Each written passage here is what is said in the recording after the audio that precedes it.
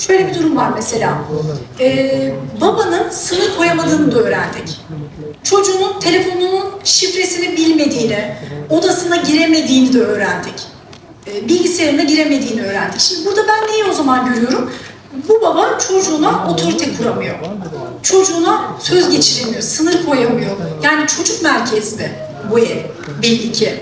Artık bu çocuğa çok mu izin verildi, çok mu istediği yapıldı ya da çocuk durdurulmadı mı bazı saygısızlıklar yaptığında, ona böyle bizim kendi manevi değerlerimiz aktarılmadı mı, edep, ahlak gibi bazı değerler aktarılmadı mı bilmiyoruz. Yani orada şunu görüyoruz, baba ne kadar severse sevsin, oradaki babalık rolünde eksiklikler çocuğun belki de bu yüzden babasını sevmemesine neden oluyor.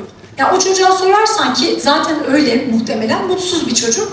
Ona sorarsan ben çok mutsuzum, yaşamak istemiyorum, babam beni anlamıyor, babam beni sevmiyor, hiçbir şeyime izin vermiyor, beni çok baskılıyor diyecektir. Oysa ki baba çok fedakar, her istediğini yapmış, kontrolü bile kaybetmiş baba. Bakın ama burada önemli olan ne o zaman? Çocuğun ne hissettiği, çocuğun nasıl gördüğü. Burada işte kimi karmaşası yaşanabiliyor. Yine aynı şekilde anne için de bu durum geçerli. O yüzden biz bağı çok önemsiyoruz. Rolleri çok önemsiyoruz. Anne anne gibi olacak, baba baba gibi olacak. Yani kadın kadın gibi olacak, erkek erkek gibi olacak. Anne baba ilişkisi de sağlıklı olacak. Birbirleriyle iyi anlaşacaklar. Birbirlerine değer verecekler, saygı duyacaklar. Anneye annelik değeri verilecek, babaya babalık değeri verilecek. Bu değer kavramını yitirmememiz gerekiyor. Biraz geleneksel tutum çok işe yarıyor diye düşünüyorum. Biz geleneksel tutumdan uzaklaştık, çok modernleşmeye başladık. Yani çocuk evde babayla anneyle birlikte otururken çok rahat bir şekilde davranışlar gösterebiliyor. Babasının yanında, annesinin yanında, kız ya da erkek çocuğu olsun.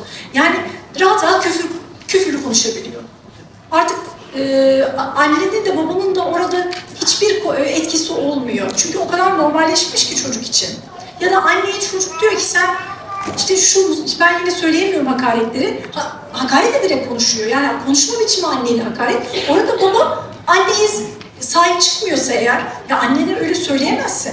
Ne dediğinin farkında mısın?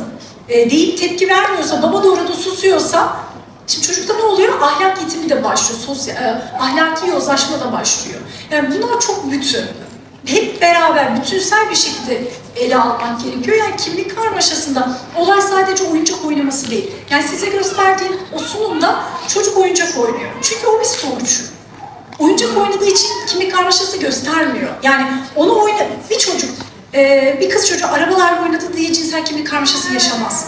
Bir erkek çocuk bebekle oynadığı cinsel kimlik karmaşası yaşamaz. Zaten orada çocuk sağlıklı bir çocuksa oynar, biraz bebekle oynar ama atar yani.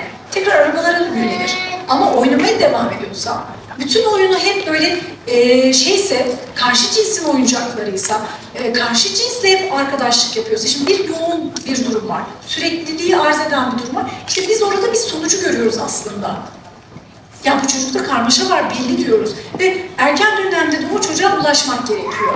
Ki bir çocuk 20 yaşına geldiğinde artık ben buyum deyip anne babanın karşısına çıkmasın diye. Çünkü o noktada artık çocuk da değişmek istemiyor. Ben buyum, bana kimse karışmasın diyor. Her şeyi öğrense de, her şeyi fark etse de, bütün gerçek propagandalar, cinsel kimlik konusunun doğuştan olmadığını, sonradan gelişimsel bir süreç olduğunu öğrense bile, tüm gerçekle yüzleşse bile artık duygularını yönetmekte zorlanıyor.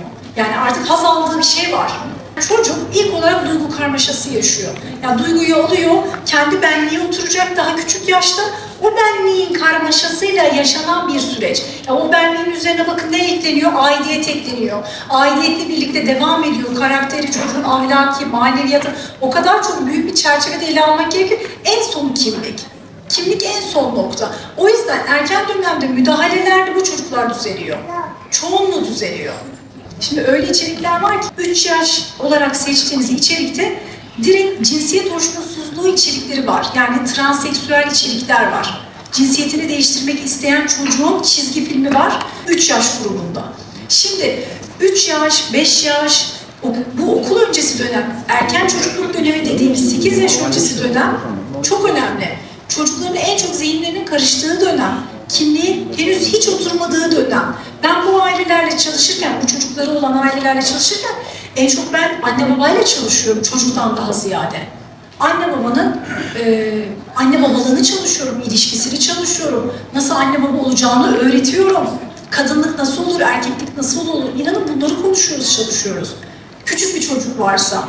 Çünkü çocuk çok çabuk şekil alıyor. Olumlu ya da olumsuz olarak. Elbette içeriklerin çok büyük önemi var. Biz mümkün mertebe hele böyle bir dönemde dijital içeriklerden çocuklarımızı korumak zorundayız.